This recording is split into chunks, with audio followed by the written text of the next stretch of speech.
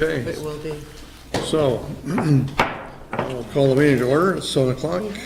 First item on the agenda are the minutes of September 5th, 2017. Is there a motion to approve? So moved. Is there a second? Second. Page 1, just one typo that I noticed under number 4, personnel policy revisions. In the first line, it talks about review the revisions to the personnel policy. It should be personnel policy. Yes.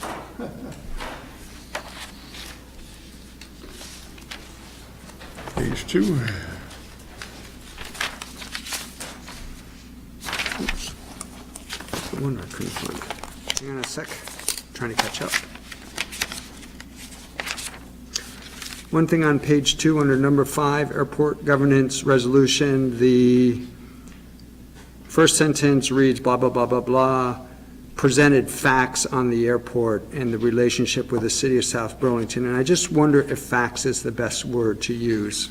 About information? Yes, I thought either information or data would be better choices. Thank you. That's on page 2. Page 3.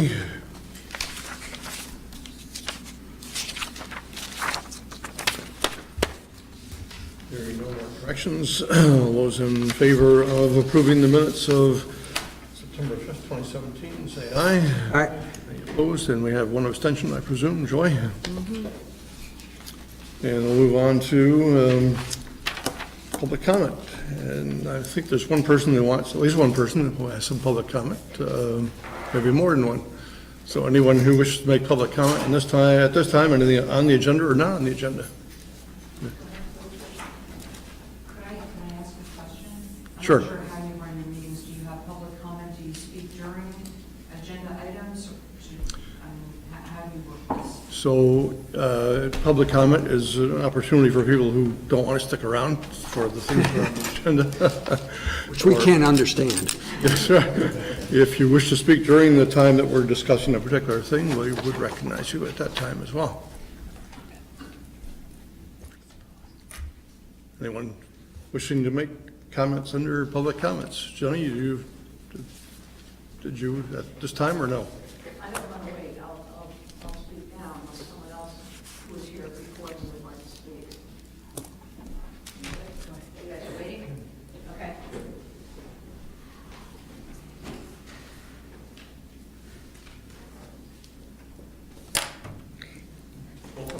Welcome. Thank you very much. It's a pleasure to be here. My name is Jenny Lyons. I am a Williston resident. I'm also in the Vermont Senate representing all of Chittenden County. And I'm here in support of the resolution that you have before you regarding the governance structure for the airport. I'm not here for any one particular reason, except to say that the governance system or the governance program or the governance oversight for any entity, I think, is critically important when it provides a public service. I think in particular of our solid waste district, our regional planning commission, our water district, our town itself, and that having a governance structure that is representative of the municipalities affected by, or in fact, in one case, location of the airport, I think is very important. This isn't for or against one or another municipality. Rather, I believe that, as we all know, democracy depends on accountability, depends on oversight, and having more than one entity overseeing the airport as it now is overseen, I think is worthy of a discussion. I'm not here to say that there should be a new governance structure. I am saying, from my experience, that it should be evaluated and at least looked at and discussed and have a conversation between and amongst the municipalities that are affected by the airport, whether it's an economic effect, a development effect, a noise mitigation effect, whatever it is. Some some common understanding of the rules, I think, are critically important. We don't know that things will stay as they are today. They could change.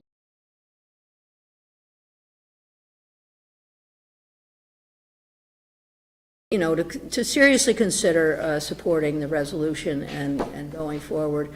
And I know that I have heard from a lot of different folks, and one of the comments that I've heard is, well, let's send it to the legislature. Please do not send it to the legislature without the prior discussion. You know, that would be more of a problem, I think, than we could imagine, without going into detail. So that's my only comment. Thank you for giving me the opportunity. I have read the resolution. When we pass resolutions in the State House, the whereas clauses are not the effective clauses. The effective clauses are the resolved clauses. So those are the ones, as you well know, that would be important to the town of Williston. There's nothing binding. It's simply opening up a discussion, and I encourage you to do that. Well, thank you. Thank you, Ginny. Okay. Any other person who wishes to make any public comment this time? Yes, please. If you identify yourself, please. My name is Donna Rosa. I was just curious if the select board is going to be discussing at some point, not tonight or whenever, the issue of the letter in the 7 days about the development review board, if the select board is going to be discussing that at all. So the select board doesn't have any authority to remove people from a commission. There is a process under the conflict of interest ordinance. If a person has a good, what they think is a good case, that a person has a conflict of interest, then they should file that with the Board of Civil Authority.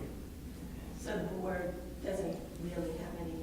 Well, we appoint, we make the original appointment, and we would make an appointment, we would consider on a reappointment of that person.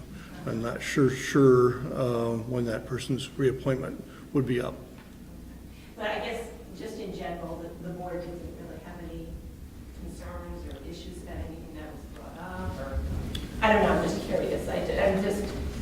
It was kind of an interesting article, and I'm just kind of surprised that there isn't any dialogue in the town about it. And I thought that this would be the place that the select board would have some opinions or not. Sure, without getting into the details of the whole thing, the person agrees that he has a conflict of interest on certain things. He has recused himself. There was one thing that was mentioned that he did not follow, and I think others probably have not followed the ordinance when they say they have a conflict of interest, that they have to specify what that conflict of interest is. And he agreed that he had not done that, would not continue to do that in the future.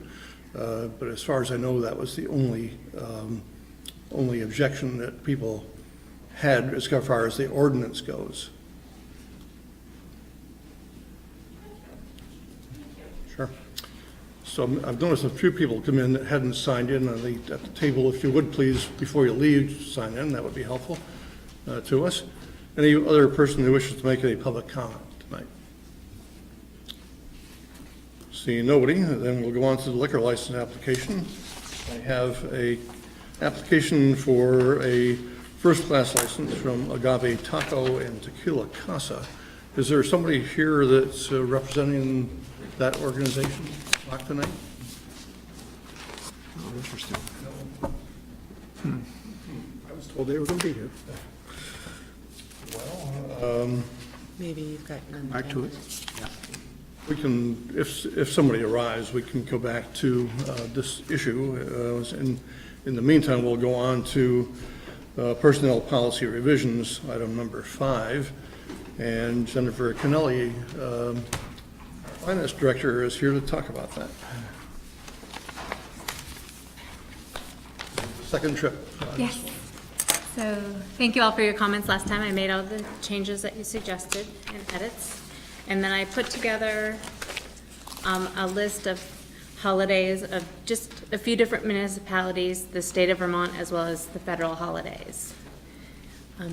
And Rick and I, after we looked at this, thought our holidays seemed fair and consistent with what other municipalities are doing. And we didn't recommend any changes at this time.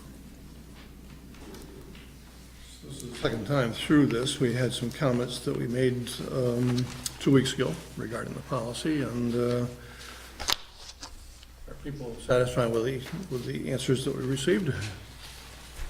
And if they are, there's a motion suggested.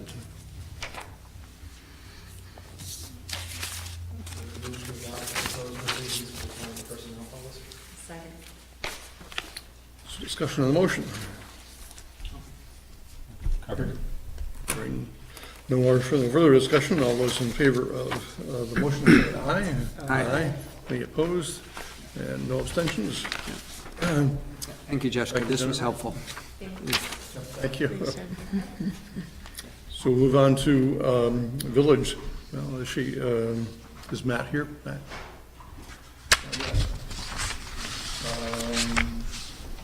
We don't have Melinda here yet either. Well, how about the manager's report? Always catch me off guard when you had a schedule on that. On the financial report, you have a copy. There isn't really much remarkable about that report because it's early in the fiscal year. There was one question that came up before the meeting started about the paving costs, and I checked our budget for this year. Our budget is about $450,000. The $200,000 I had in my mind was something, the amount we had added several years back, and we had a base of about $200,000 we added. So we just about spent that in that last bill, right? $440,000. Right, yep. And this is worth it, I mean, stop me if this isn't, we're talking about, we have a pavement, it's not a policy, but a procedure in which roads are evaluated, Yes. ranked, and selected for paving, and the concept is to try to stay ahead as much as we can of letting roads deteriorate too poorly before we have to go in and spend a lot of money to fix. No, I wasn't Yeah, okay. suggesting we weren't, I just wanted to know that we budgeted the money that we're spending, yeah. So, That whole thing there. I guess I'll touch on the assistant to the manager recruitment process. We received 101 applicants for the job, and we have the first round of interviews scheduled for the week after next. And Terry McCaig has agreed to sit on the interview panel. Representative from another community that will also be serving, and one department head will be on the panel as well. So that process is all underway. One thing I don't have in my written report I wanted to mention, we have finally a date for the swearing in of our new police chief. It's going to be on Monday, October 16th at 10 a.m. It'll be held over at the community room over in the police station. I expect actually a good crowd, and I'm going to be sending out an invitation and a press release. So all the board members here are invited, and I'm sure there'll be family members for the chief, along with a good representation from our department, as well as hopefully some community members as well. Let's see. The 2 firefighters that responded to emergency in the Houston area have returned. The town paramedic service has just been certified to provide that service, and we're in the process of gearing up for that. We're also in the process of hiring a firefighter. We had an open position, and we should have that filled within a matter of a week or 2. So we're making good progress on that. There is an airport noise compatibility program update. We received a letter from Gene Richards, who is asking if the town would like to have a representative on this committee. Their first meeting is, it's on a select board meeting night. I don't recall whether it is, I think it might have been, So it's October 16th. well, they moved it to the 17th. So we won't, unless we have someone other than the select board members or myself, we won't be able to send a representative to that. So, and that's all I had on my report for tonight. Any questions for Rick? If not, I'm sorry, just one quick thing. Bruce corrected the memo, and that was helpful. The only thing I'd point out, and I'm not suggesting we change it, he talks about the difference is 13 gallons per minute, which, sounds not a lot, but you need to know in what context 13 gallons per minute is compared to. Like, what's the fire flows? 500. I thought it was 500. It was 487 was what they measured, and I it just was thought maybe the 500 was 500 should be mentioned also, because then that gives you the context to go, oh yeah, 13 compared to 500 is not a It's in lot, the report, it's in the overall report, yeah. but not the memo. Oh, yeah. Oh, I think we've, thought Just, as I read that, it's like, okay, it's 13, is that, if it's out of 20, you'd be like, well, that's, okay, thank you for that. Let's move then back to Village Center designation, and Matt Belanger, Senior Planner, is here. Evening. Start. Right, so you have a memo and a little bit of attached information from me. This is a request for the Select Board to adopt a resolution authorizing the town's application for a designated village center. Village center might be a slightly less familiar concept to the board than our growth center, which sort of gets more of the attention. Our growth center is the area around Taft Corners, where the town has committed to have most of its new commercial, industrial, and residential growth happen over the next 10 years. It was a 20-year commitment when it was originally established. Village Center designation is another state designation that comes out of the same office as Growth Center designation, so it's processed through the Agency of Commerce and Community Development, and approval is gained from the Downtown Board, just like a Growth Center. And what a village center does broadly is provides access to commercial landowners to some tax incentives for the restoration, code upgrade, and facade improvement of historic structures within that designated boundary. There's also some priority consideration the state gives when citing new facilities to designated village centers. There's some priority consideration for state grants related to projects that are in a designated village center. And within a quarter mile of the boundary of a designated village center, a private party can propose what's called a neighborhood development area, in essence gaining a little bit of relief from Agency of Natural Resources project review fees, and some other consideration under Act 250 for development that supports an existing designated village center.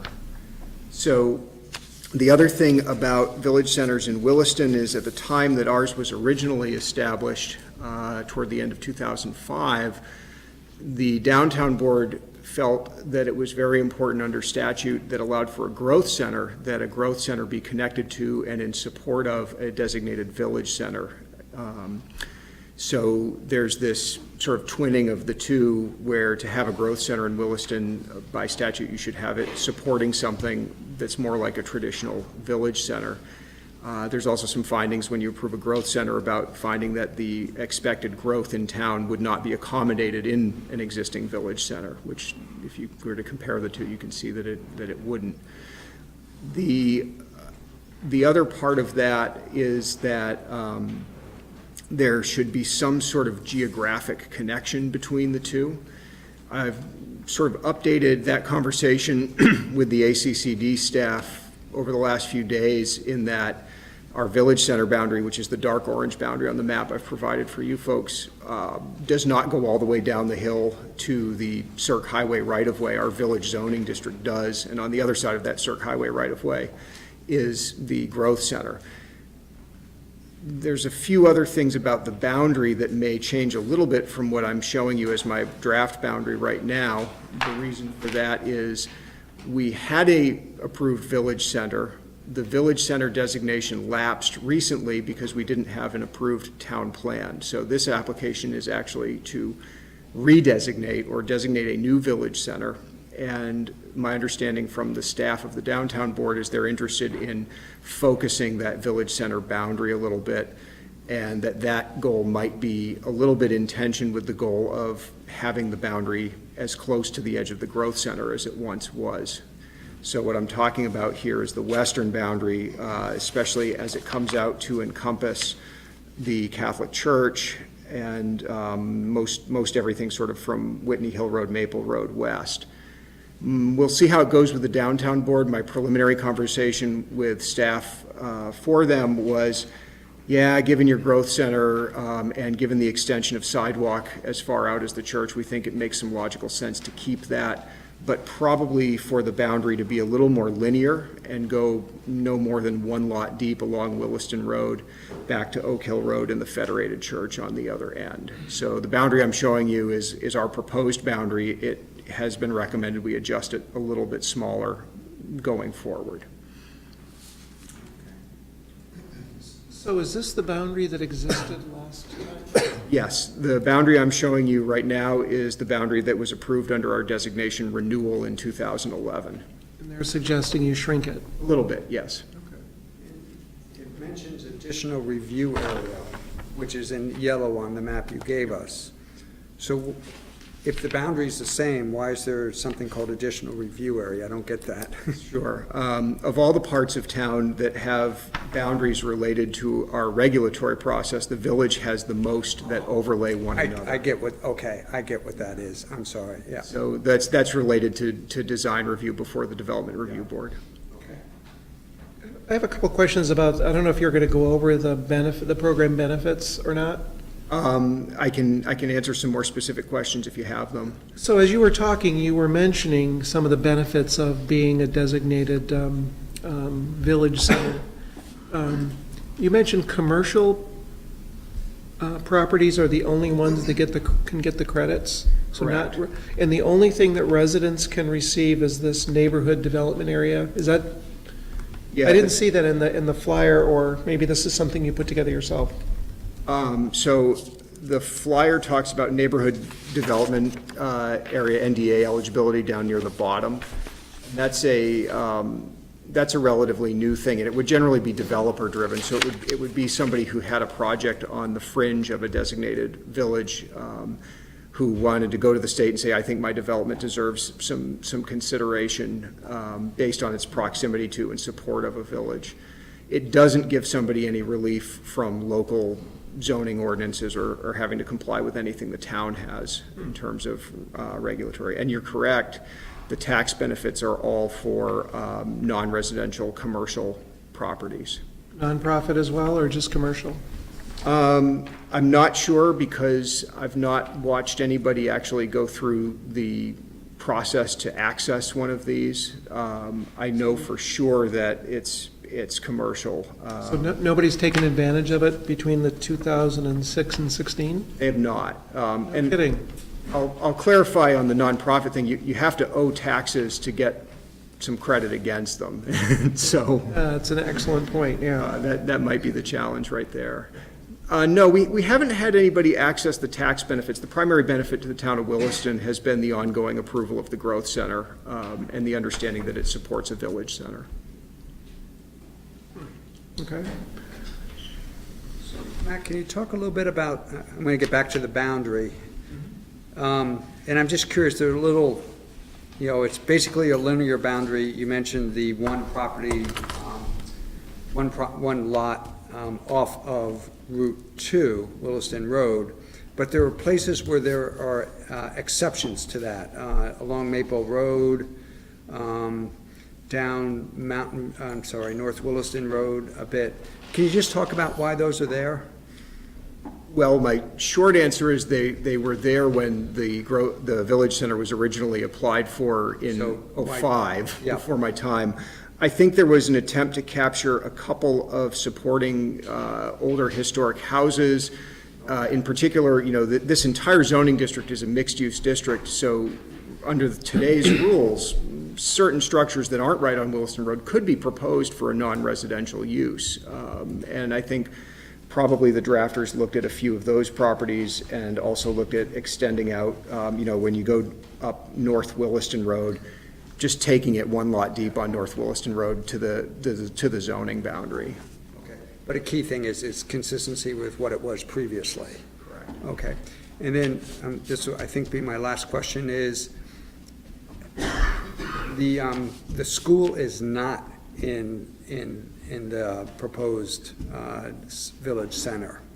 That's And correct. I would have thought it probably would have been, because it has the community park. And do you know if is there a reason why it isn't included, and is there any benefit to having it included? I believe that it isn't included partially to maintain that sort of one lot deep pattern, secondarily to exclude a non-historic structure, essentially, calling the school a more modern structure, and thirdly, that the school wouldn't likely have access to the tax benefits, although I suppose, that location of a state facility criteria could apply if you had an empty school, for example. Okay. Which we have no thoughts of right now, Right. obviously. And the same type of answer would hold true for the community park also. Correct. Yeah, this is really about structures and Yeah. that built environment along the street. There are grants too, so it's not just tax credits, there are grants. So are those commercial as well and not homeowner? Well, so some of the grants are actually also available to municipalities, so things like municipal planning grant consideration, some of the community development grants, Vermont Bike Ped Transportation Alternative grants, those are things that the town or the town in partnership with the Regional Planning Commission might pursue for further work on the village. Okay, great. One last question, if you don't mind, just thought of this, is there anything with the boundary that you would be aware of that might be controversial or anything like that? Or you don't see that? I don't.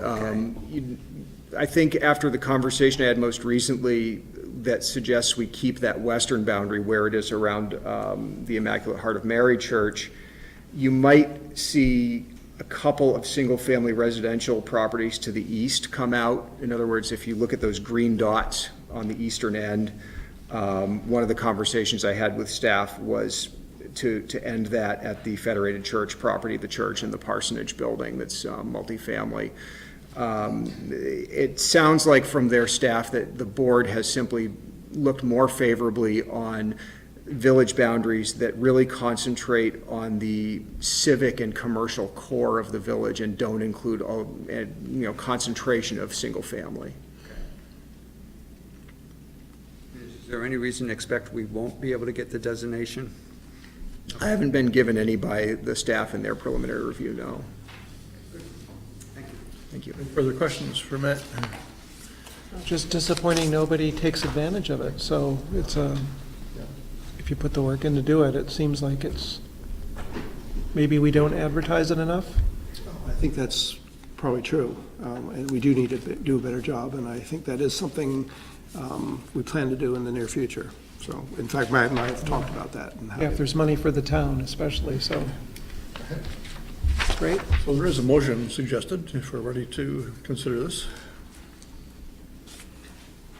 I'd move to authorize the application for designated village center status as provided for under state law and the Williston Comprehensive Plan.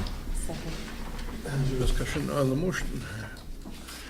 Hearing none. All those in favor of the motion say aye. Aye. Any opposed? No abstentions. Thank you, Matt. Thank you. Well, I actually have one last question. So what we just, the designation that you have is the one that we're taking forward with no edits or changes? So the boundary I'm showing is our proposed boundary. Right. I will show that boundary to the downtown Okay. board. I will also show them what I understand the boundary might be based on the conversation with staff, but in the end, it is up to that board's discretion as to which or what boundary they approve. Okay. Thank you, Matt. So is there anyone here that, for the liquor license application for Agave Taco? Not yet, okay. Then we'll move on to the next item, which is a Jacob property donation. And Linda Scott, one of our planners, is here. Linda, thank you for coming.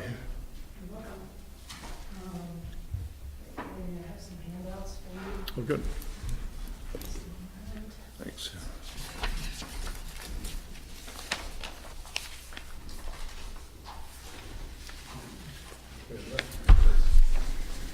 Thank you. One more? I can share. You got it? No, okay, good. Yep. Did everyone get one? I made sure. Okay. You sure? Yep, I don't need. You all set?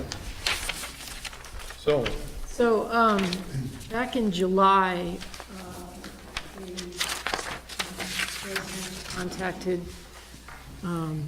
Rick McGuire about the potential of donating a parcel of land to the town. That parcel is outlined in yellow on that map. It's in the northwestern portion of town, and it's off of, it's behind Eastview Circle, Morgan Parkway, right off of 2A. So Rick asked me to do some investigation and to ask the Conservation Commission to make a recommendation about whether the town should acquire this property. It's about 30 acres, 29 acres, pretty much all of it forested. It's next to the Winooski River. Only a small portion of the parcel touches the Winooski River. More of it probably would, but the Green Mountain Power Company owns these thin strips of land next to the Winooski. From my understanding, they bought it as floodplain protection, something like that. So anyway, there is potential for river access, of which there's only one formal access to the Winooski in town right now. I went out and walked the property, and so what you have there is a bunch of pictures I took while I was out there, corresponding to those points on the map, just to give you an idea of what the property looks like. It already has a pretty well-used and apparently well-maintained trail that runs sort of north-south along the property. So there is potential for some recreational use back there were the town to acquire it. There currently is no access to the property from a public road, so that is one of the downsides of this piece of property, is that there would need to be some investigation into, getting potential access. The Conservation Commission looked at this proposal and were in support of it. They recommended that the town accept the donation of land. However, they would like to investigate further the potential access to the property, as well as they're recommending that the town have a phase 1 environmental assessment conducted just as due diligence before the property is given to the town. Thanks. Questions from the lab? Can I ask, is there motivation for the property to be donated? Is it unusable in any other way? Just curious why. My understanding is because of the lack of access to the property, it makes developing it quite challenging. I mean, there would need to be some access in order for it to get developed in any way. So, Do you know if they've tried to get any kind of right-of-way or any? I'm not aware of that. How big of one of the reasons, you mentioned the wildlife habitat, and that it's a corridor, and that's a reason to protect the land. But there's also the concept of having public access to it, and it sounds like there's some pretty nice trails already on it that somebody has put in. But the latter piece sounds like it's going to be very problematic in terms of getting public access to this land. So I guess my question is along the lines of, how much of a deal breaker is that? In my opinion, and I think the Conservation Commission shares this opinion, I mean, although recreational access would be desirable, it is, I think, worth protecting that piece of land because, it is right alongside the river, although it's not in the floodplain, so it doesn't have the regulatory constraints that would protect it from development, even though right now it seems difficult to develop.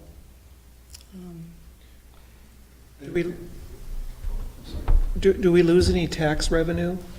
$104. $104? Yeah. If that, yeah, if that had only been 103, I'd give this full consideration. One thing I want to mention, the town, a few years back, accepted a land donation off of Nob Hill Road. It was about 80 acres. And we, at the time, did not have access to that, and we still don't have access. But we're working on it, and I think we eventually will gain access to that parcel of land. And so, town is going to be around a lot longer than most of us. So I think eventually the town will be able to work those things out. Yeah. But So we don't lose anything, we might not gain anything immediately, but eventually, it's still conserved land, it's not gonna be built upon. So The question before us tonight is not, a motion isn't needed, but just consensus as to whether we wish to move forward with exploring the possibility of accepting a donation. I'm good with that. So, yeah. Linda, just one question. The map you just gave us has these red areas. I assume there was some sort of a buffer. No, actually, those are, on the town plan map, it shows desired trails, desired future trails.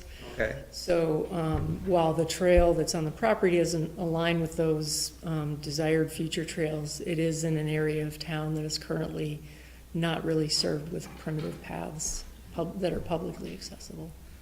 I think you may mean the lighter red. The red hatch. Yeah, those are the desired trail. Okay, so there's actually, I mean, I would say that this piece of property actually fits well with what the desired trails are in town. That's how I would characterize it. Okay? we'll be bringing this issue back on as we move forward with it. Thank you, Melinda. So, that leads us to the last item on the agenda, which is the airport governance resolution. Did you ask about the liquor Pardon me? license? Liquor license, if I any? did a few minutes ago, nobody Nobody's come in? has Okay. arrived since I asked, and so I think we will put that on next agenda for the next meeting. There's a typo in the forms, I don't know if that makes any difference legally, What is it? the address. I beg your pardon? The address is typed in wrong in the form. Oh, then I'll ask the Short forms, I'm surprised there was a mistake in it. Rick to, What's the, Well, it was walnut instead of walnut. all right, I'll bring that to Stood their out to me attention. anyway. okay. So, It was a test. in our emails, we received a slightly different resolution, and I think it came from South Burlington. And if somebody from South Burlington, perhaps Thomas Chittenden, would like to talk about that, would you find up and introduce yourself and talk a little bit about the new, and tell us a little bit about who has approved it or who hasn't approved it at this point. Thank you. Tom Chittenden, South Burlington resident, also here. I serve on the city council over there. So I apologize if the last meeting for not making it clear that the two different resolutions that have been before you. The original one that was very long, about 5 or 6 pages, was used to help us organize our thoughts on this, but that was never passed by the South Burlington City Council. What was passed is this one-page, short, concise document. Short, concise document which calls for 3 be it resolves, which asks the City of Burlington City Council to just explore the conversation, take action on the recommendation from their Airport Strategic Planning Committee from 2013. And if they don't do so, it just asks for the legislature, I believe maybe the governor, led by the governor's office, to step into it. The South Burlington City Council has passed that. So has our school board. Our school board has some interest in the airport, the noise envelope, and also the Winooski City Council has passed. But I noticed that Jesse is here as well as Eric. Covey, so they might want to speak to you as well. Good, so the one that came in by email was slightly different on the third resolve. Just a few words difference that said we're going to look at the, if Burlington does not take action, then requesting the governor to do that, but not to look at necessarily the governance, but look at the alternatives. Any questions for Mr. Chittenden? Welcome again to Williston and Thomas Chittenden Town Hall. So, Winooski representatives, if you would just identify yourselves and. Good evening. My name is Jesse Baker. I'm the city manager in the city of Winooski. Thank you for having us tonight. And I'm Eric Covey. I'm a city councilor in Winooski, and obviously a Winooski resident as well. So we are here tonight just to encourage you to consider the shortened resolution, as Mr. Chittenden mentioned. The Winooski City Council has adopted that resolution. One of the things we really want to emphasize in this conversation broadly is that we see the airport as an amazing community asset. It is a strong asset. It is critically important to the future, not only of Winooski, but of the region and the state as a whole. We as communities are having lots of conversations about governance structures and regionalization and how we best support one another, whether it's around solid waste or water or right now public safety dispatch. We believe that it's very important to always think about how we best support one another, and the airport is a critical asset that we believe we can help strengthen. Clearly, South Burlington, Williston, and Winooski shoulder a lot, kind of greater burden of the airport. We also shoulder more of its success. You know, we in Winooski are currently completing an economic development strategic plan, and we hear over and over again what an asset the airport is to us. Having said that, our neighbors are very impacted by the airport and currently have no voice in decisions made about the airport. The airport's strength comes from all of the users, all of the federal taxpayers. We are all part of that success, and we would like our neighbors to be represented in decision-making as it comes forward. Having said that, all we are asking for right now is a conversation, to bring thought leaders together to have a conversation about what a future governance structure could look like and how we strengthen it as an asset. That is all we are asking for. I'm happy to answer any questions about our council discussion, and I'm sure Councilor Covey would like to say a few words as well. Thank you. Questions? My primary question is, and the same question maybe we tossed around last time, is having a seat at the table, you know, and is one of those things that everybody wants to have, and maybe until they get there. So, but in this particular situation, what do you think you will affect or change for the airport from a management perspective or from an asset perspective? I'm just curious, when you talked about this with the councilors, what kinds of ideas did you toss around? Because we couldn't come up with any solid items when we talked about it last time. We just don't know enough about it, I expect.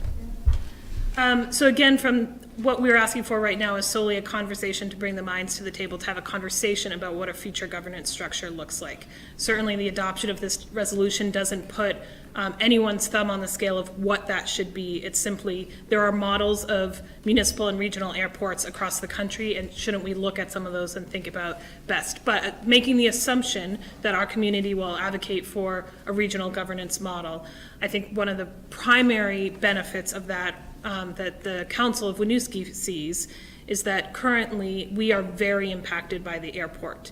In my office, we get several complaints, questions, suggestions about the airport regularly. Right now, I have no one to point to say, this is your elected or appointed representative who participates in that decision-making process. Right now, essentially the sole decision maker on the airport is the mayor of Burlington, who is doing a fantastic job running the airport. Our residents are very affected. They have no representation, and we believe that as important decisions are made about this asset, our community should be represented in that decision-making process. So could I ask, are the issues mostly around noise and, I'm just trying to understand what the issues would, I'm guessing in Winooski it would be noise or. So there's two main issues. On the negative side, it's absolutely noise. On the positive side, the airport is seen as a huge community asset. As I mentioned, from an economic development standpoint, we see businesses come to town because they can be at the airport in 5 minutes, and that's seen as an asset. I think there are also ways to strengthen the connection between our community and the airport. You know, you go to other regional airports across the country and you might see promotions about communities, about many communities. I think there's ways that we can better support all of the communities in the region. Of course, they do an excellent job supporting the ski industry, as they should continue to do, and year-round recreation in Vermont. But I think there are lots of positive ways we could have an influence, as well as helping our residents feel like they're represented around some of the harder conversations. Okay, thank you. Any further questions? Thank you very much. Well, I Thank you. Conversely, too, I think Jesse mentioned a lot of the current impacts, but we also don't know what could come down in future changes. For changes to the airport that could impact any of our communities, and that's why I think this conversation is so important. And I think one of the things that Senator Lyons, who spoke during public comment, one of the things she said that really resonated with me is the general concept that governance should be representative of the people who are impacted. And I think, like Jesse mentioned, for all of our communities, there is an impact that the airport has, which includes the positive quality of life impact of being located close to a successful airport. I think that the airport has significant economic importance for our communities locally as well as statewide.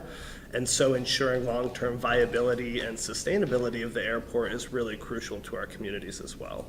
So like both Senator Lyons and Jesse mentioned, really this resolution is opening the door to figure out how do we get the appropriate people to the table. So I'd strongly urge passage of the resolution. And thanks so much for your time tonight and putting thought into this. Good, thanks. Any questions? The only question I have is if the city were to decide to move ahead and create a committee, or let's say the resolution passes, they decide not to, and the governor decides to form a committee, what would you view as the charge of that committee? So we would welcome Burlington establishing this committee, and that, is the ultimate positive outcome for us. The charge of that group in our minds is to convene thought leaders from across the communities, as well as the business sector and other interested parties, and look at what other governance models exist in the nation. There are lots of different examples of municipal airports that have governance boards where each community is represented. There are examples of true regional airports, I'm sure we can all think of them, to explore those options and explore what it would mean for Burlington, for the Burlington International Airport, what it would mean in terms of operations and assets and equipment, and then to bring back a recommendation to the relevant communities and the relevant decision makers to move forward or not. It's very similar to what Rick and I are currently participating in the Joint Survey Committee regarding public safety dispatch. So there's the governance, but there's also, I don't think, or can you, I'm asking the question because I don't know the answer, can you separate from that the ownership of the airport? Can you separate the governance from the ownership? Right. If you change the governance, does it mean you have to change the ownership? Is it possible to change the governance without changing the ownership? I believe it is. There are examples, as I mentioned, of municipal airports whose decision-making body has representatives from other interested parties. Even though a smaller segment of that municipal actually owns the airport. Right. Questions? Was that? That's actually one of the key issues that I keep struggling with as we look at this, is that one of the whereas portions of the proposed resolution says, whereas the city of Burlington holds, quote, title, unquote, to the BIA, but it does not, quote, own, unquote, BIA in a classic sense of having paid for it through taxpayer investments, and it goes on. This is the thing I struggle with.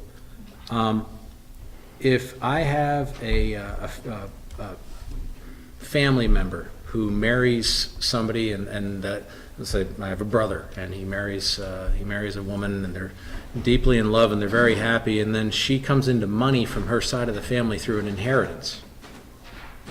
She now owns title to it, but in the classic sense, she didn't pay for that. She just has it. Can I take that from her? I'm not sure I'm following the metaphor. I mean, Okay, if they were to let me get explain it another way. divorced, then she would be The entitled. fact that there is, title is in fact ownership, and so these things in quotes are deeply So- disturbing to me. Sure. So I think the point of that whereas clause is that the Burlington taxpayers have, Burlington International Airport is an enterprise fund of the city, a special revenue fund of the city of Burlington. So Burlington taxpayers don't pay for the airport. The fees associated with operating the airport pays for the airport, as well as significant funding from the FAA. So and that's been in place for decades. So they don't pay for it. That the taxpayers of Burlington have not paid for the airport. And that's significant to you. That is very significant to me, because what that means is that my residents who fly in and out of Burlington Airport and pay the fees associated with that ticket are paying for the airport, and my residents who are paying federal taxes that go to the FAA are paying for the airport. The taxpayers of Burlington, my understanding is since the late 40s, early 50s, have not contributed property tax dollars to the airport. Therefore, the success of that airport and the great asset it currently is has been paid for on the backs of all of our residents. We all share in that success, and therefore we should all share in the representation as decisions are made about that asset. But you're not following my point? Is that, tell me if you're not, because I want you to understand what I'm trying to say. I'm not following your point. Okay. If I inherit money, can you take it because I didn't earn it and I haven't done anything to in the classic sense, pay for the benefit of that money? I think you want me to say no, and I'm not saying that our regional governance model would take any asset. I think part of this conversation would be, if we decide that a regional governance model is preferable to the majority of the 150, 160,000 people that live in our region, what would that transition structure look like? Is there a transfer of assets? What about the land? What about the equipment? What about any existing debt? What about contracts? What about agreements? There are many, many questions that would have to be answered as part of that. I am certainly not suggesting, nor was there ever a conversation at our council level, that just transference would happen and it would be done and the region would own the asset. There would be a transition plan associated. And that's reassuring to me. However, the language that I'm confronted with here does talk about, and these are in quotes, and that has meaning when something's put in quotes. You know, I mean, you don't want to put quotes on the wrong thing because it changes the meaning. If I'm selling fresh meat at a store, I'm not going to say this meat is fresh in quotes, because it's going to mean a different thing. Okay, so quotes mean something. So whereas the city of Burlington holds quote title to the BIA, but it does not quote own BIA, that says to me that the implication is that there will be a transfer of quote title, because after all, BIA does not quote own BIA in the classic sense. And that, I'm wondering if that really doesn't have anything to do with it, and we're not sure where title is going to go in there. Why is it one of the most, there are only 5 whereases in this. Why is this one of them? Well, again, on the, speaking for my council, our belief in that, why that whereas section was important is, again, the people, one could argue that the people who have contributed to the cost of operating the airport are all the users of the airport over the last decades, and therefore ownership, if I pay your rent or your mortgage for a period of 50 years, do I have a case to say I have ownership in that? No. And if the The answer is no. You don't. But do you see what I'm saying? That if I see the point you're trying to make, yes. users have funded it and have no voice in how decisions are made about it, there is some frustration on our council's side that those voices are not heard at the table.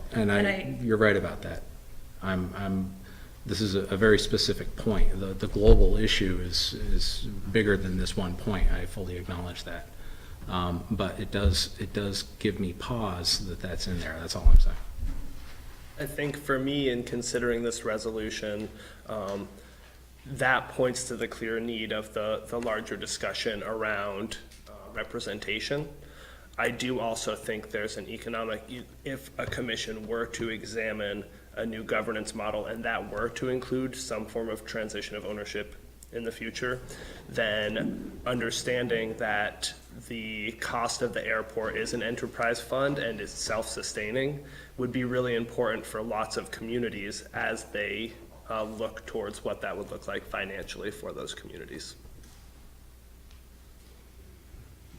Can I follow up a little bit? If, and this would be a question for both the folks from Winooski as well as South Burlington, and I'm only hypothetically saying, but if we were to decide to move ahead with the resolution, but either deleted that whereas or modified it, what would the impact, is that okay? I guess I'm asking in a sense. I don't know how to. Well, certainly it would be your select board's resolution. So whatever your select board felt comfortable with is the resolution that should be considered. Okay. I think, we had a conversation at the Winooski Council about wordsmithing our resolution and changing the words, and the council made the active decision not to do that because we felt like we needed to send a strong message, and that to the extent that there was wordsmithing, a story might become what are the differences between the communities, and communities might be pitted against one another. That's why our council made that choice. Certainly your select board can pass the resolution it would like. Thanks. Can you tell me what's happening with Colchester, Essex, and Shelburne as far as the resolution goes? Sure, and I think I can. Kevin may know more about this than I. Shelburne, Colchester, Shelburne and Colchester have both considered it at select board meetings. My understanding is neither have adopted it yet. I'm not, and Essex as well? No, Essex has not discussed it yet. No. So at this point, it's Winooski and South Burlington that's adopted. Okay, good, thank you. Any further questions? So I think we have a representative, thank you very much. We have representatives from Burlington here tonight. So.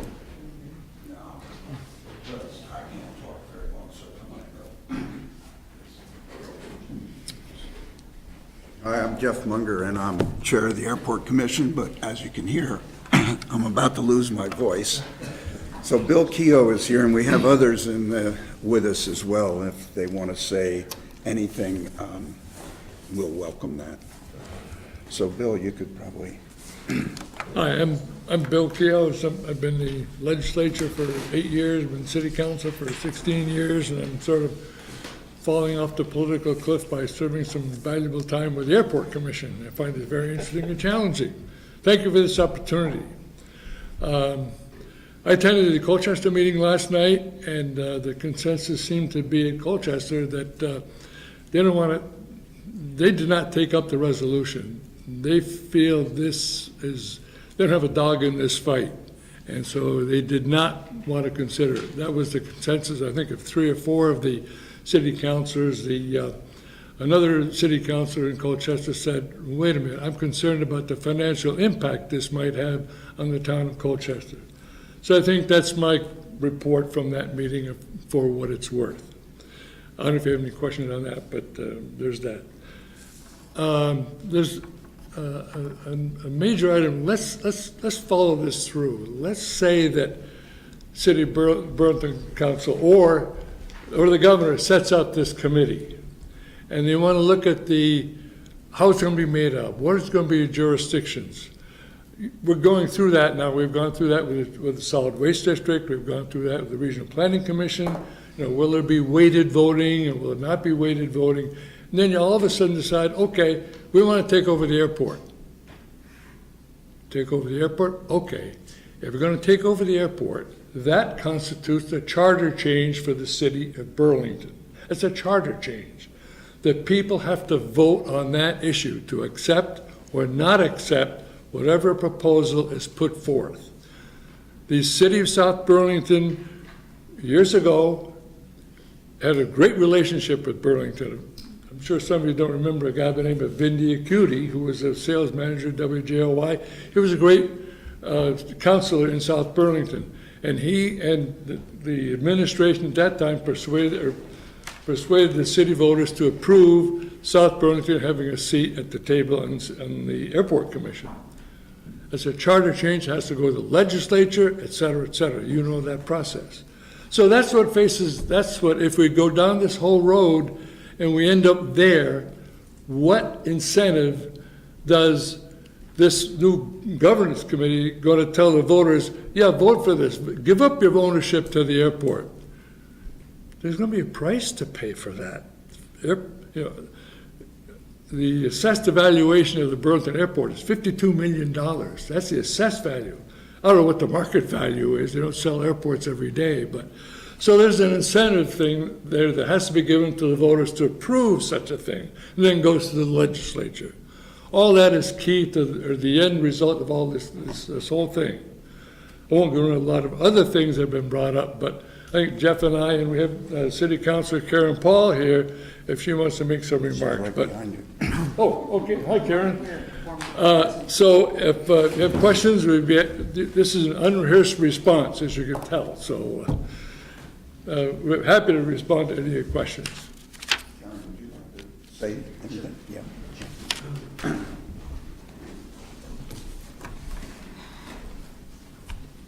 Just identify yourself for the camera. Oh, I'm happy to. So my name is Karen Paul. I'm a city councilor in Burlington. I'm not here to speak on behalf of the city council. As those of you who are city councilors know, you probably don't appreciate it when other people speak for you. You prefer to speak yourself. We're like that too. I'm here mostly because of the fact that, unfortunately, due to the fact that the Director of Aviation and Director of Planning and Development for the airport, Gene Richards and Nick Longo, are both or I think actually on their way home from Dallas. They are meeting with one of the air carriers in the hopes of being able to expand our air service. So I am here not only as a city councilor and a Burlington resident, but also because I was one of the people that co-chaired the strategic planning committee in 2013, myself along with who was then the interim CAO for the city, Paul Sisson. We had a lot of charges to that committee. Most of them were about the long-term financial strength of the airport and about maintaining air service, expanding air service, and air travel, which clearly benefits all of Chittenden County. At the time when we had this committee, this was back in 2013, there was representation from the person who was then the mayor of Winooski, Mike O'Brien. The city manager of South Burlington was also there. There were two then South Burlington city councilors who attended the vast majority of meetings over the 9 months that we met. We did discuss regionalizing the airport in the context of the greater structure of governance. That was one of the charges of the committee. And when it was agreed at the time, when we had that conversation, that there was a pretty clear understanding that regional governance also meant that the parties would have to be willing to participate not only with a seat at the table, but also actively participating financially. And that there didn't appear to be any appetite for that at the time. Now, as you probably have read from the letter that came from our mayor, Murrow Weinberger, municipal airports are not at all a rarity. 35% of airports nationwide are municipally owned, and there are many that are regional authorities. The vast majority of them are oftentimes transportation authorities, like for the city of, like the Port Authority, or for the city of Boston, usually larger municipalities. Not necessarily always, but in many cases, that's what it is. The airport has a long history of participating and listening to communities, and we understand very, very much that BTV is one of the greatest economic development tools we have in Chittenden County. For the record, the Burlington International Airport is owned by the city of Burlington. We understand that it's an asset that we all enjoy, and we work hard. The airport, the people that work at the airport work very hard to do the best that they can to make sure that, because we know that it's a tremendous responsibility, and we do the best we can to make the airport as good as it possibly can be. One of the things I did want to mention is that one of the members of the Strategic Planning Committee back in 2013 was a man you may have heard of. His name was Edwin Kolodny. Ed Kolodny grew up in the Old North End of Burlington. He went to college, paid his way through college, went to law school, worked his way up to become the CEO of U.S. Airways. And he was one of the members of the committee, and so he has seen a lot in his 40-plus years working in the aviation industry. And in his opinion, Burlington International Airport is exceptionally well run. The governance structure is a good one. It's more financially sound, more creatively run than many that he has seen in his career. And the letter that you got from the mayor also pointed out to many of the things that are going on in the airport, financially speaking, in terms of the Moody's upgrade that we've received several of, the new lease agreement that we have with the airlines, which is a very big deal, new destinations and new hubs such as Charlotte and Atlanta, and they are adding additional flights to those hubs because the ones that they started with have been so successful. And what I would caution you about is reading too much into arguments that you've been supplied with in favor of regionalization that state some facts that really aren't really facts. Let's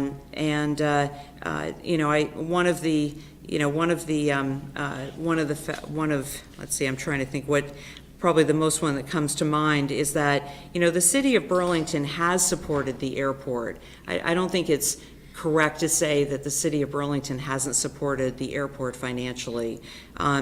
I would encourage you to speak to the professionals that work at the airport that really that know and deal with this on a daily basis. And if you haven't been invited, consider this your personal invitation to come to the airport, take a tour, meet the people that work there, and understand, because it is an asset for Chittenden County, understand what goes on there every day. I think the important thing I think to take away from this is that the city of Burlington has managed the airport extremely well, and it has done so on behalf of everyone in the region and would like to continue to do that. We do support the airport and feel that the governance structure that we have, while certainly there's always room for improvement, the governance structure that we have is a good one. Thank you. Thanks. Questions? So financials keep on coming up, and we've had as you know, a couple of meetings already. And when we talked to, I think, the last couple of people, we were told that as an enterprise, there is no financial contribution, direct financial contribution from the taxpayers. In fact, I think this came from Gene, to running the airport or any operations at the airport.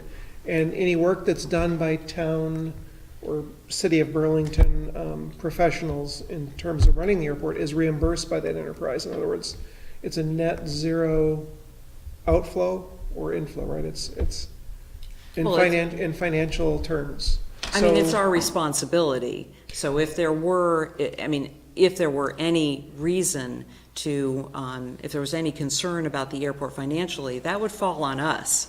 That does not fall on anyone but the city of Burlington. But has there been, as far as I can tell, there has been no need for that for the last, maybe as long as you've been on the council. When our bond rating fell, our bond payments have to, Karen's on the finance committee as well, but I think You when. guarantee the bond, right? Not, you don't have to pay, the enterprise pays on the bond, or you have to guarantee this bond, Yes. but you don't pay on it because I think that They're comes out of the mostly, operations.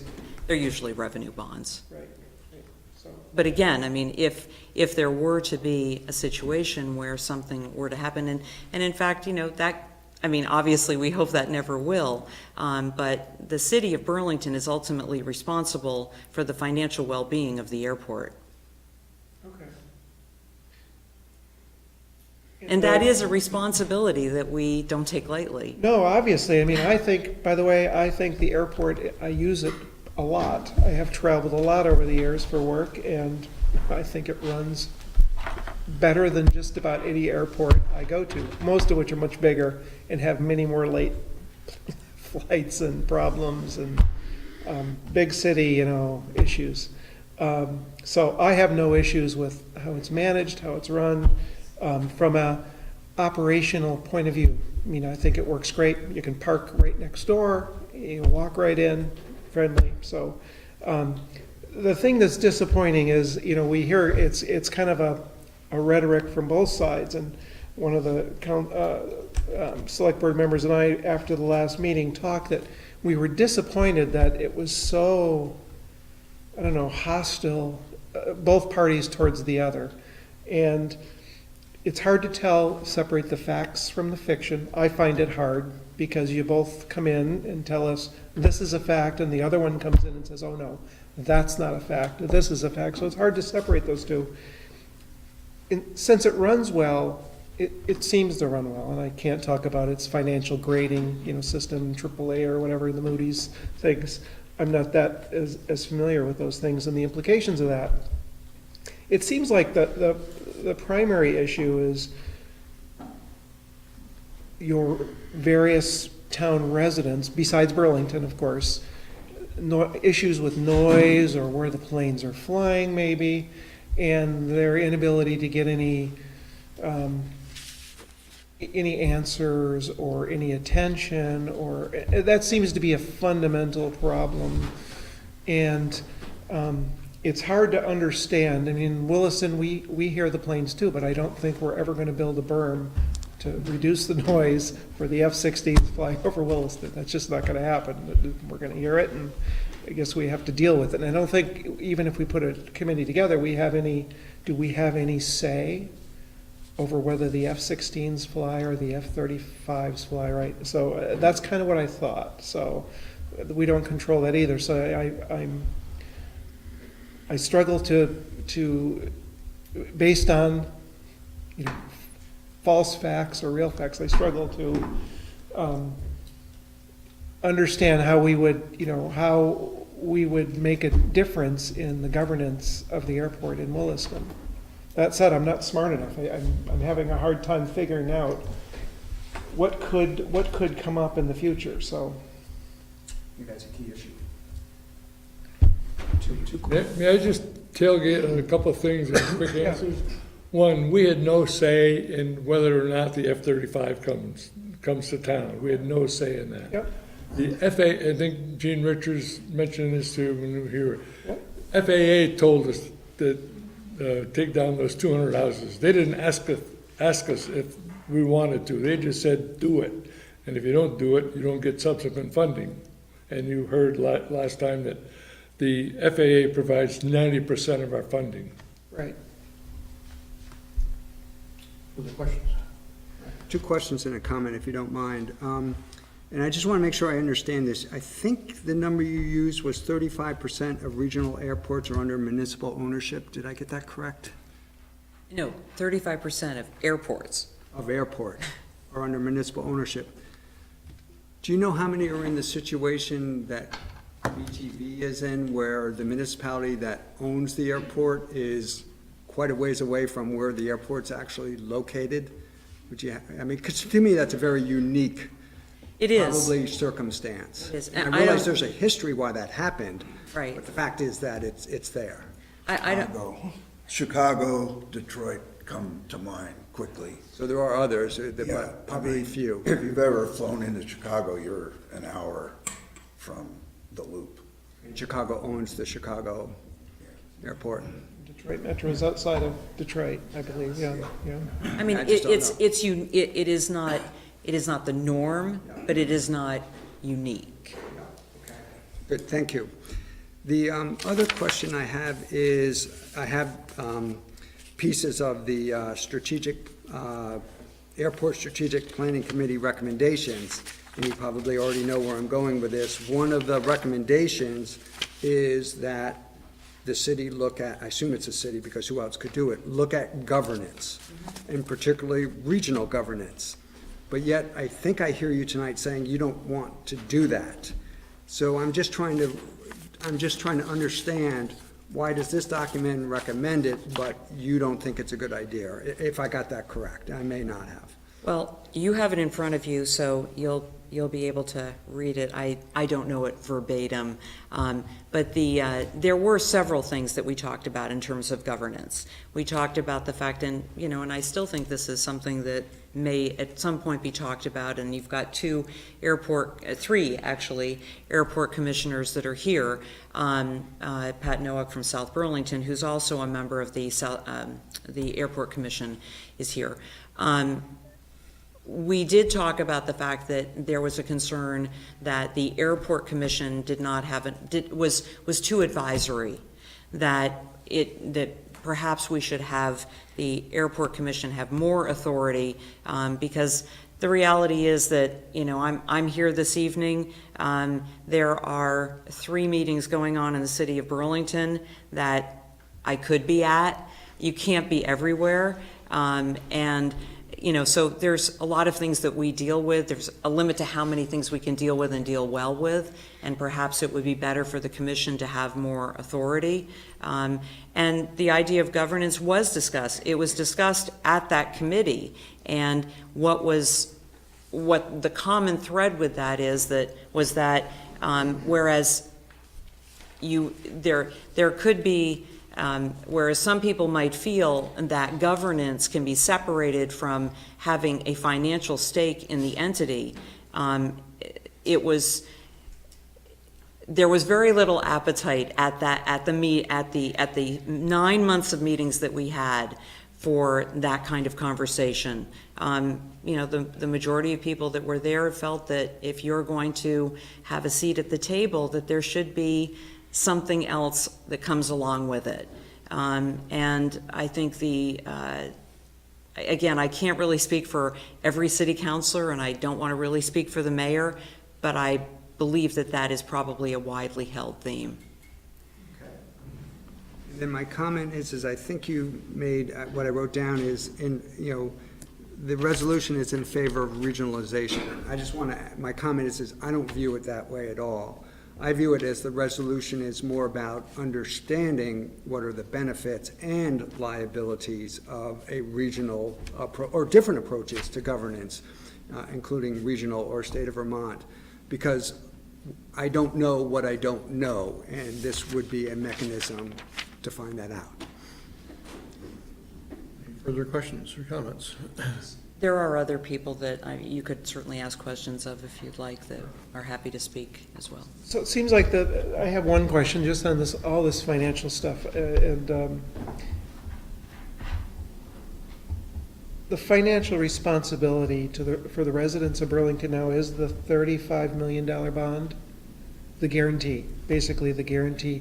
So if there were some regionalization scheme, theoretically, that would be shared then amongst the region instead of just the city of Burlington. That's kind of your point about sitting at the table, because there's no tax residents don't pay for anything to it, or haven't for decades. Okay. Thank you.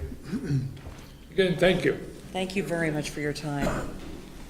Are there members of the audience who wish to make any brief comments tonight on the subject? Kevin? If you just introduce yourself, please. Thank you, Mr. Chairman and Select Board members. Sorry.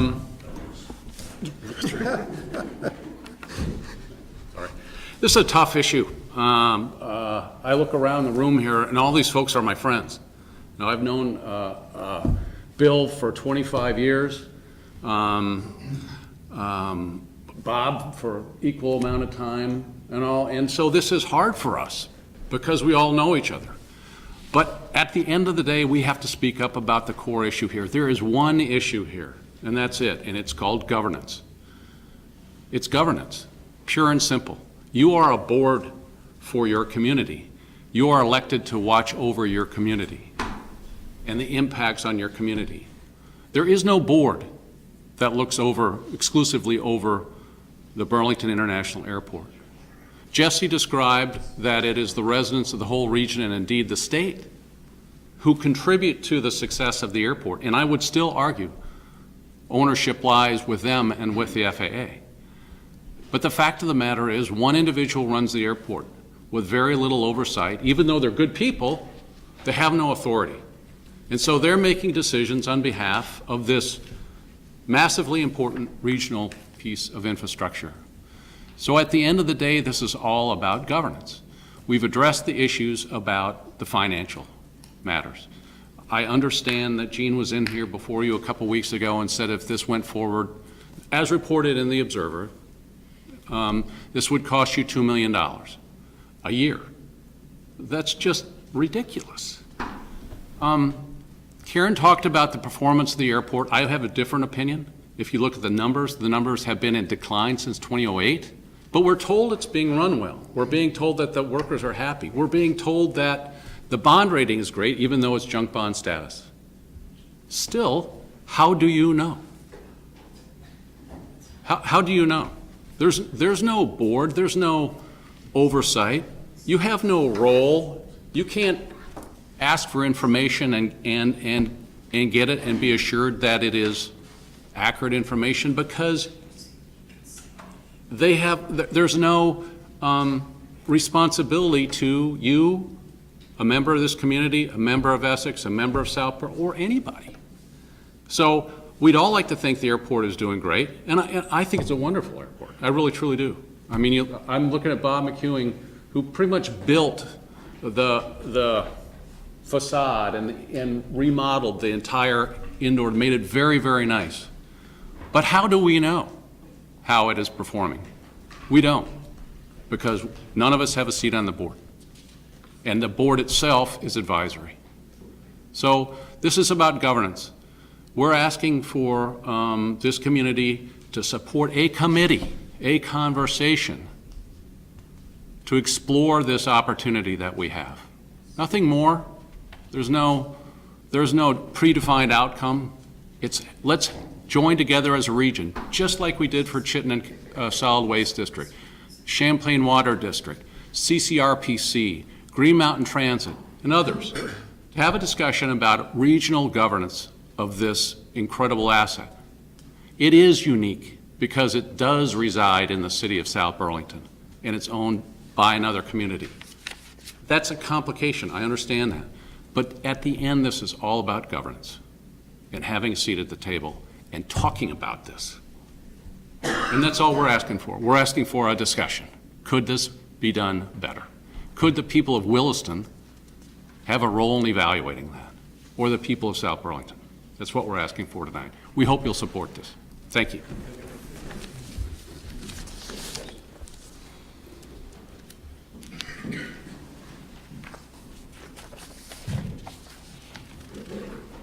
I'm Paula Cope, and I'm speaking only as a citizen of Williston. I'm a business owner here. I had not planned to speak. I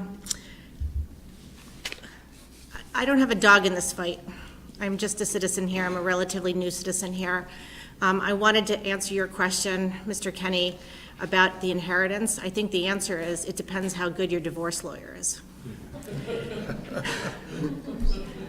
I think that a lot of the folks here, many of whom I've worked with as a consultant, have asked you to look back.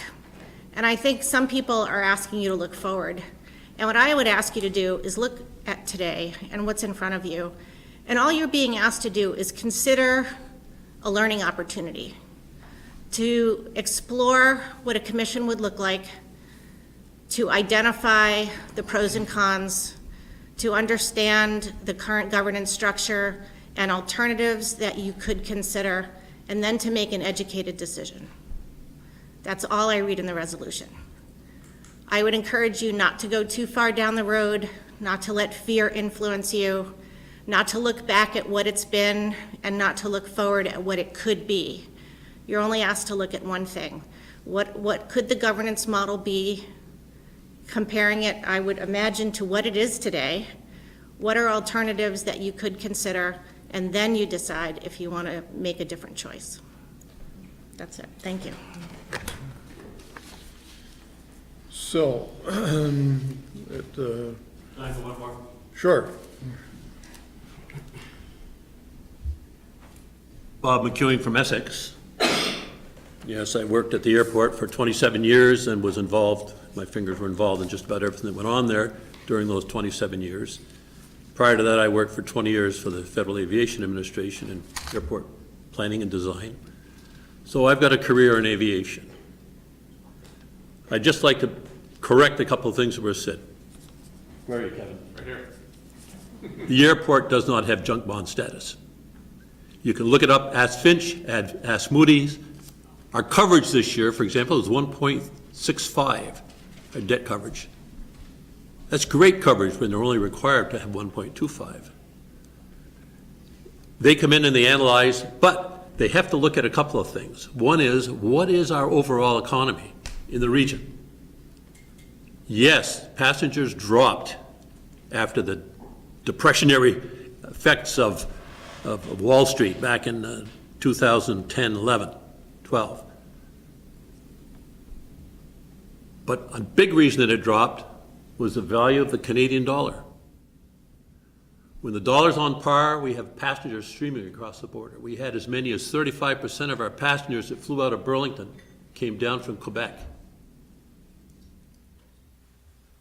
When the dollar now is at the Canadian dollar is like 65 cents or about that to the American dollar.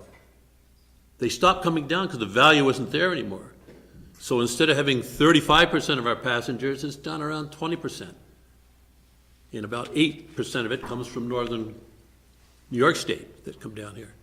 So this airport doesn't just serve Chittenden County and the airports and the communities around it. It serves the entire northern part of the state of Vermont, a significant part of southern Quebec, south of the St. Lawrence River, and northern New York State, as far over as almost Ogdensburg. Okay, so we have passengers that fly out of here and fly into here. And if you want to say, okay, the people that fly and use their money to fly in and out of the airport should have a say in it, they do. They can fly out of here, they can fly out of someplace else.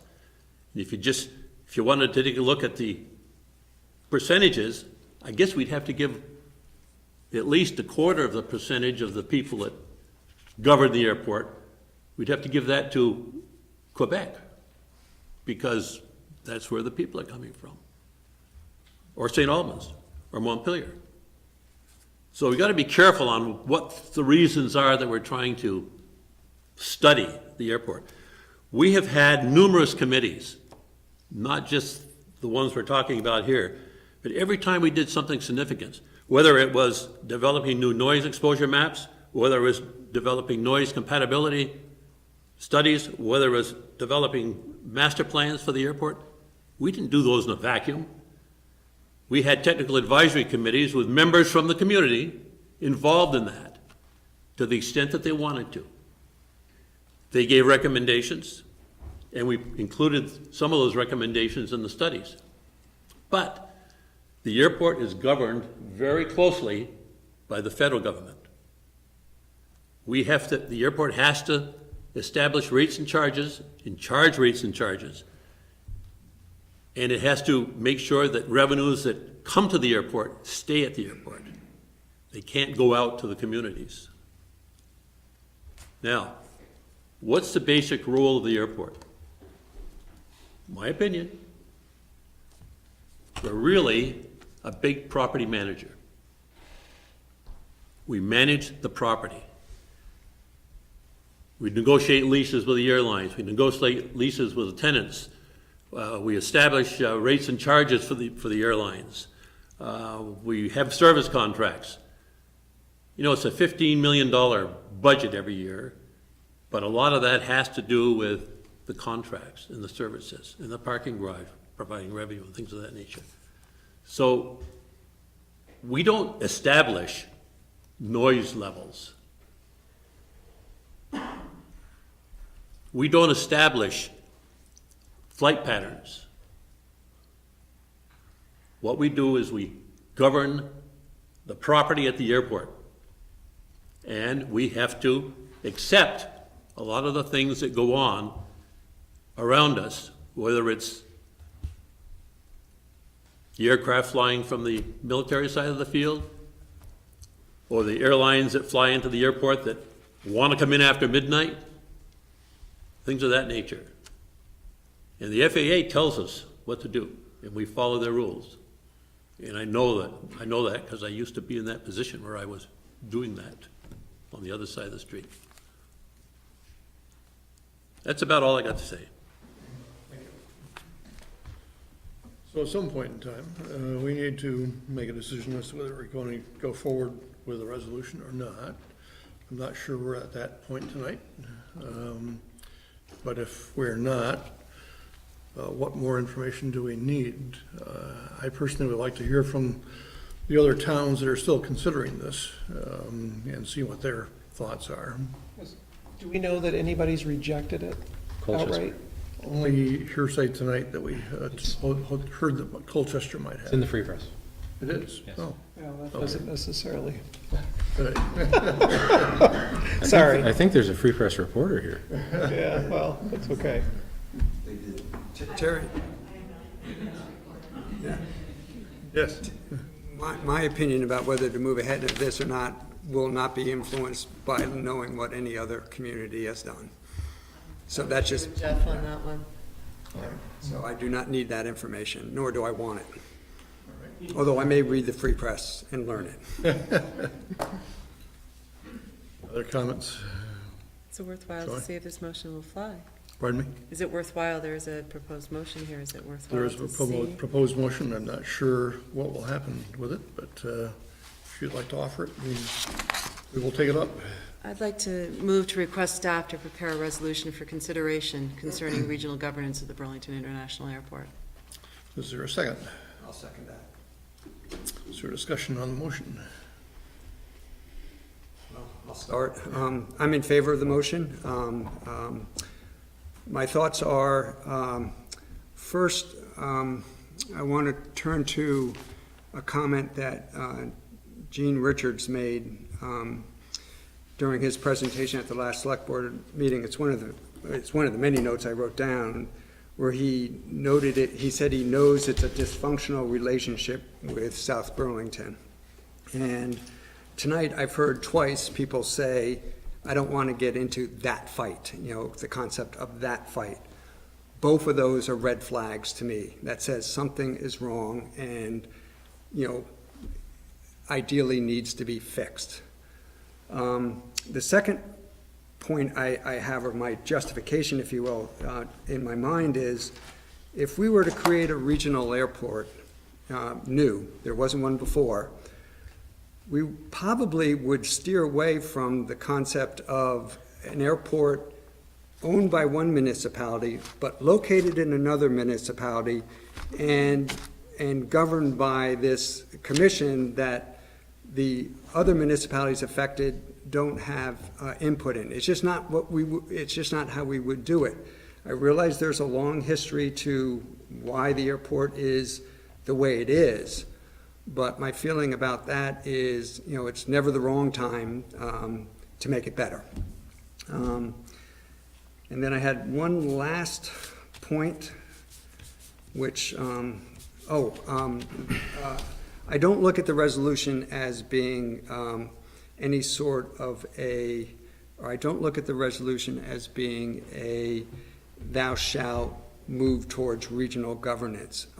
To me, it's more about learning, about understanding what's going on. And if I could use an analogy, it'd be my first bike, which I loved. It was a great bike. It was a Robin Hood. It was made in England. And I loved that bike until I learned that there were better bikes out there.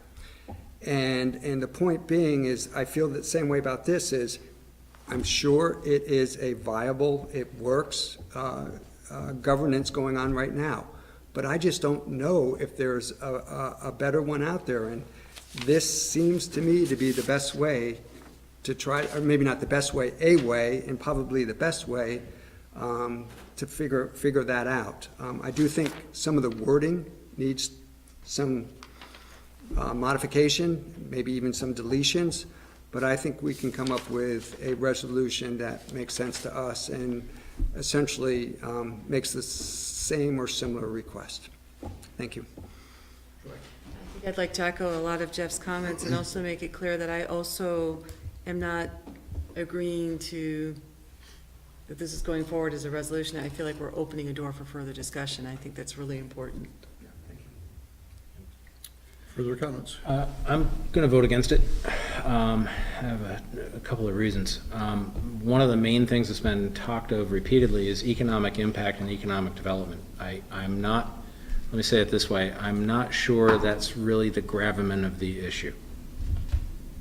But if it were, I'd point out that there are a tremendous number of things that have economic impact on Williston that we have absolutely no control over, and I can't make a valid argument for why we would. I said in the last meeting, the interstate. We don't own the interstate.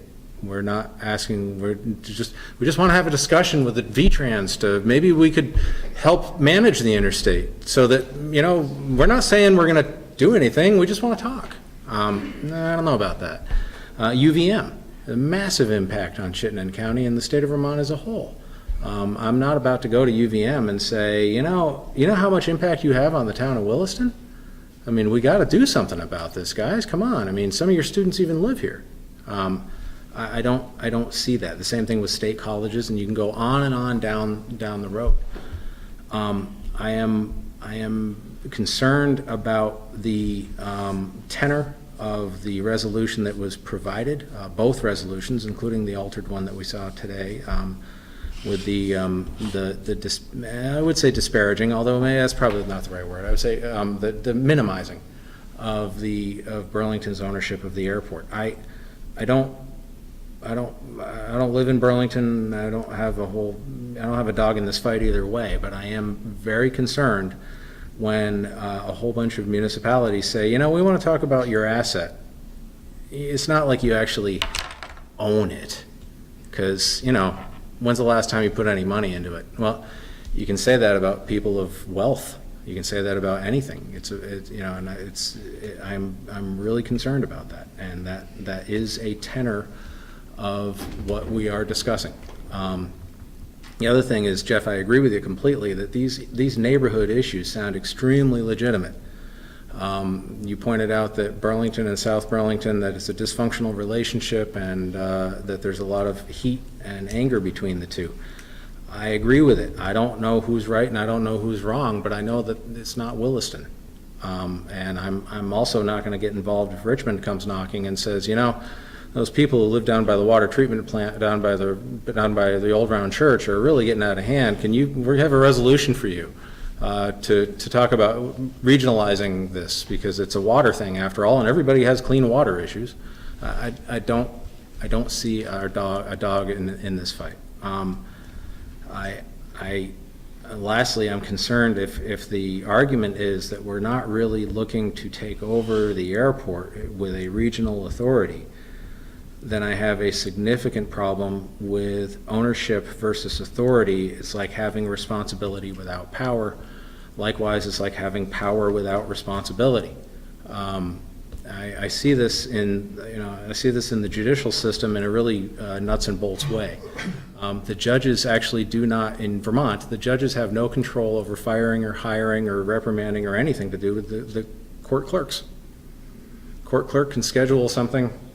I scheduled 9 cases for that 1 hour block, Your Honor. Oh, I wish you hadn't done that. Well, that's cool. I did it anyway. Because to me, they're just files. I see that, I just don't see that so much anymore, by the way. That's gotten a lot better, but that was an issue 10, 15 years ago.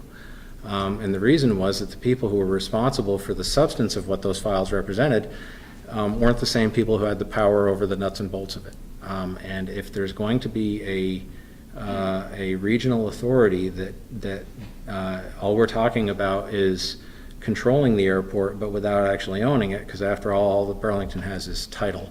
I don't think that's going to work. I do want to say, though, I think I've tried to be a little flip in some of the things I've said, and I don't mean to offend anybody here. I think that everybody here is very legitimate.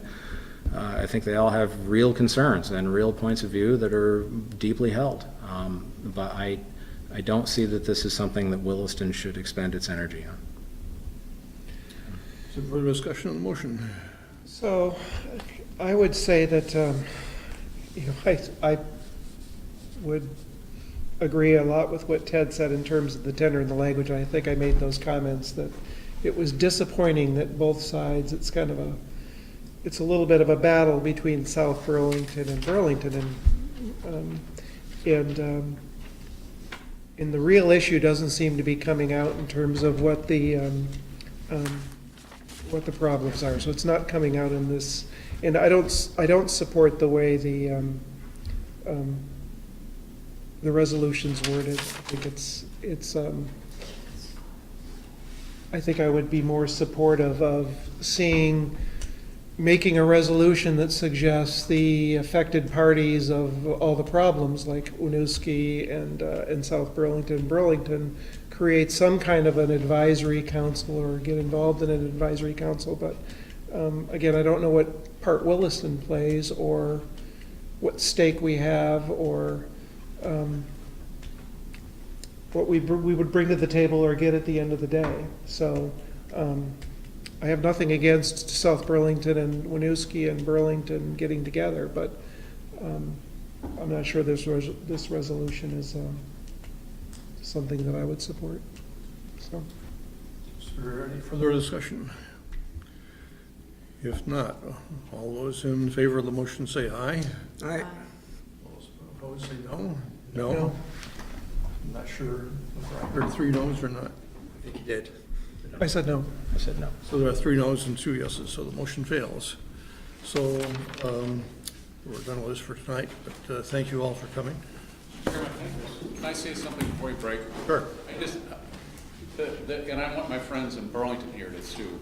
It's not correct to say Burlington and South Burlington have a dysfunctional relationship.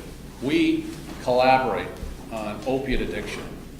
We're working with Rick and with Williston on dispatch.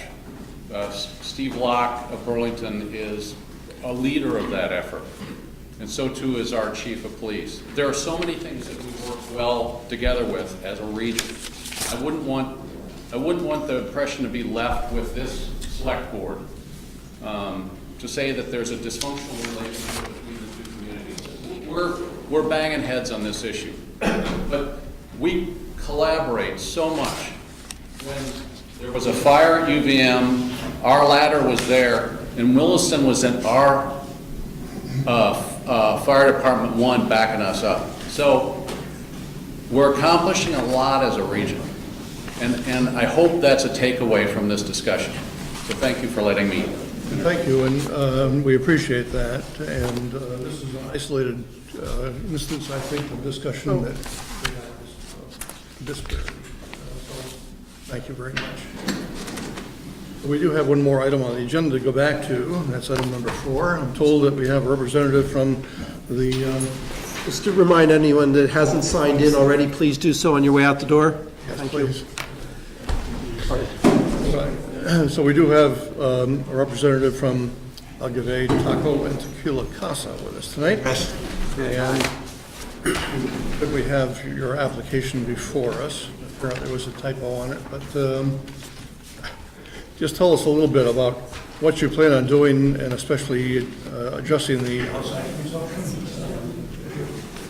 Yep, I'm Sam Handy. I'm going to be the new owner of Agave Taco and Tequila Casa. Thank you for having me. Sorry I was late. The setup itself is going to be kind of the same as Mexicali. We're redoing the entire restaurant. It's being gutted, but the bar's staying the same. We're opening it up a little bit. As far as the liquor, wine, beer goes, it's going to be a tequila-focused restaurant. We'll have 30 some odd tequilas in there, some higher end stuff. We'll have some flights for tastings, things like that.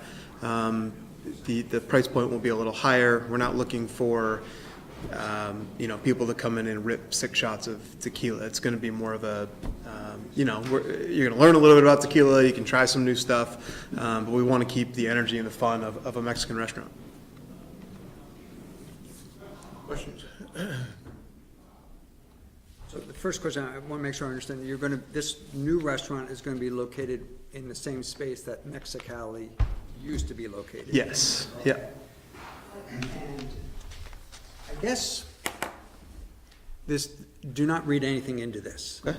But this is the first time I think anybody's come to us with a liquor application where the focus is on a higher alcohol content beverage. I assume tequila has a higher alcohol content than, of course, it doesn't have higher alcohol content than some other liquors, but most people come to us with a liquor license. They serve beer, wine, maybe some mixed drinks, but you're focusing on a particular type of, is appropriate term hard liquor? Yeah, I would say we're focusing on tequila. Yeah. I own... So I'm not sure how to think about that. Yeah, I can, we own Grazers right across the street, and our focus there is vodka. It is. Yeah, Grazers, which is right next door. And we have every Vermont vodka in the state and almost every Vermont flavored vodka in the state.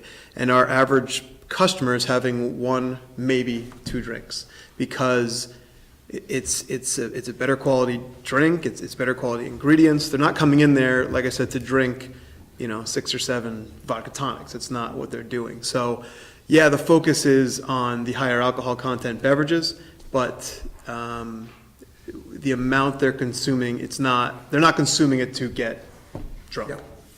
And I didn't mean to imply in any way, just this is the first time I've been, and I've been on the select board for a long time where there's a focus like this. I did not know about Grazers.